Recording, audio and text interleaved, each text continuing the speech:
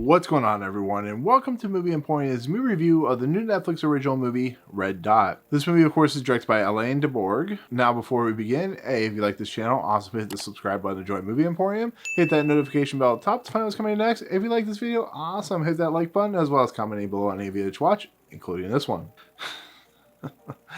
Okay, so we're going to talk about Red Dot now, and you'll see why I'm acting like this in a second, but in essence, Red Dot is a Swedish survival thriller film, and it's about a couple named Naja and David.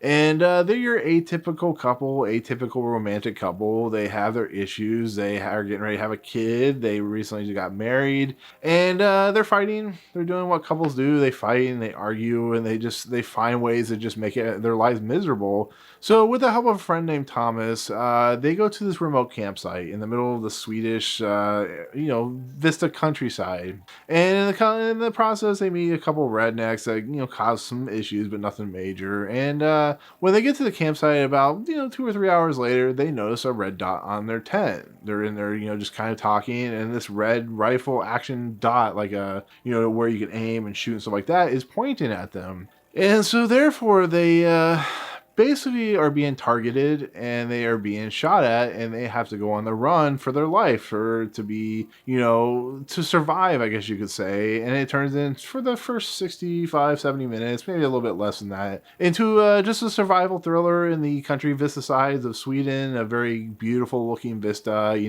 The nice thing about these thrillers, especially these types of things, is they're always beautiful to look at, even though they're very dangerous and, very rough and tumble. And so they go through every manner of trying to survive as this whatever this person or whoever it is, it could be the rednecks, it could be something else, is just shooting at them, trying to kill them. And with these types of movies, overall, I'm kind of hit or miss with them. There are a lot that are a lot of fun, that do a lot of interesting ideas. There was a movie called Frozen, which I've talked about before. It had Sean Astin in it, not the Frozen Disney movie, that was set in the snow up in a chairlift, and they had to survive a wolf attack and stuff like that, as well as trying to survive the cold. And there was a movie that came out last year that it wasn't very good. It didn't really it was really kind of stupid. And so I'm watching this movie. I'm getting about 60, 65 minutes into it, and I'm like, this movie's fine. It has some interesting moments. The stuff when them trying to survive in the Swedish countryside, it's very beautiful and gorgeous to look at, and so on and so forth. And so we get to the about 65, 70 minute mark, and all of a sudden things start happening. And all of a sudden I realize my mouth is doing this. And all of a sudden I realize my eyes are doing this. And all of a sudden I realize I'm inches away from my screen. Now remember, I know I'm watching a movie. I'm watching on my computer, but I'm at a point where I'm doing this. I'm really close to the screen. I'm actually going past my mic here.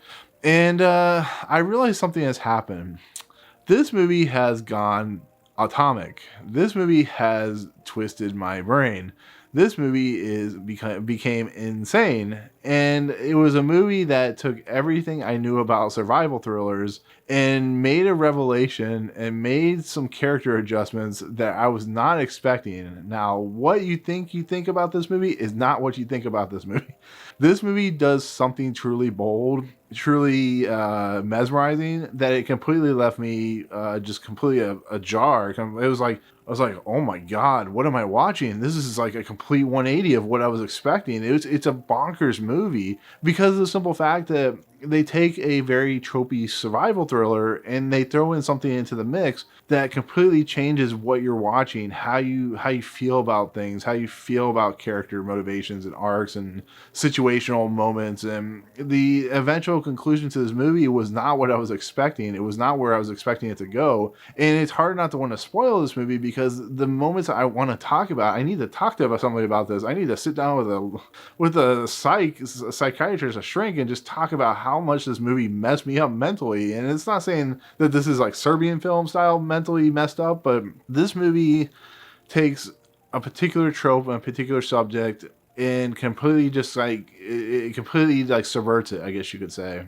And unless something like Willy's Wonderland, which at the time of this recording I haven't seen, even though it comes out before this movie, unless there's something else that comes out this year that completely just kind of throws me through a loop, this movie is this year's Mandy, or this year's Possessor, and it's a movie that I was not expecting to do what it did, and I give it a lot of credit. I give the director a lot of props for taking it places that I was not expecting.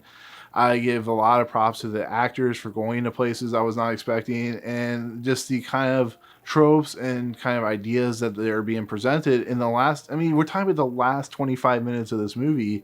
Now, with that said, when it comes to hyping up a movie like this, there are going to be people that watch this movie and go, that wasn't as bad as I thought it was going to be, or that's a little overhyped. Well, when you go into a movie that you were just kind of saw a trailer for, and you were not expecting what you were expecting, you're not going into it like you were expecting to go into it, like, and ending the way you thought it was going to end, it's pretty masterfully done. I'm going to be fairly honest. It's not a movie I was expecting to be just awe-inspired by and completely floored by, and this movie is wacky, and this movie is bonkers, and this movie is just straight up a great survival thriller movie, and all it took was 25 minutes to the end to get me to that point. But like I said, it's a movie I recommend if you like these types of movies. Go in with the notion that it will not be what you expect, and when you get to the ending, you might just have your mouth agape just like I did. You'll be going just like that. So but anyways, like I said, it's one of a kind, at least for this year. So but anyways, that'll do it. That'll be my take on Red Dot. Thank you so much for watching. Let me know in the comments below, what's that one moment or that one portion in the movie that you completely were not expecting. You expected one thing and it completely turned you around. What is that one singular moment, I guess you could say? But let me know in the comments below. But if you like what you see, of course, on this channel, hit the subscribe button to join Movie Emporium, hit that notification bell top to find what's coming next. If you like this video, awesome, hit that like button, and of course we'll see you guys on the next video. Peace out.